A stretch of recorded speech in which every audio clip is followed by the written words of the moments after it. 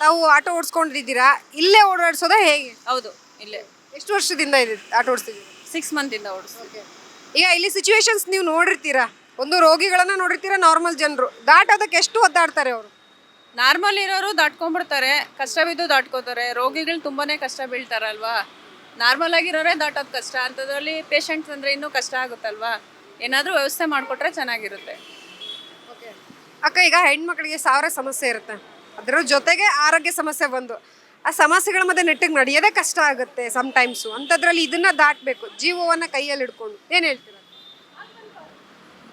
ಅದಕ್ಕೆ ನಾವು ಹೇಳ್ತೀವಿ, ಏನಾದರೂ ಒಂದು ಹೆಲ್ಪ್ ಮಾಡಿಕೊಟ್ರೆ ಚೆನ್ನಾಗಿರುತ್ತೆ. ಈಗ ಆಕ್ಸಿಡೆಂಟ್ಗಳ ಬಗ್ಗೆ ನೀವು ನೋಡಿದ್ದೀರಾ ಇಲ್ಲಿ? ಹಾಂ, ಹೇಗಾಗ್ತವೆ ಆಕ್ಸಿಡೆಂಟ್ಗಳು? ಸಡನ್ನಾಗಿ ಅದು ಏನು ಮಾಡೋಕ್ಕಾಗಲ್ಲ. ಅವ್ರಿಗೂ ಅರ್ಜೆಂಟ್ ಇರುತ್ತೆ, ಇವ್ರಿಗೂ ಅರ್ಜೆಂಟ್ ಇರುತ್ತೆ, ಆಗುತ್ತೆ. ಅದಕ್ಕೆ ಏನಾದರೂ ಒಂದು ಫ್ಲೇವರ್ ಗ್ಲಿವರ್ ಏನಾನ ಹಾಕ್ಕೊಟ್ರೆ ಚೆನ್ನಾಗಿರುತ್ತೆ.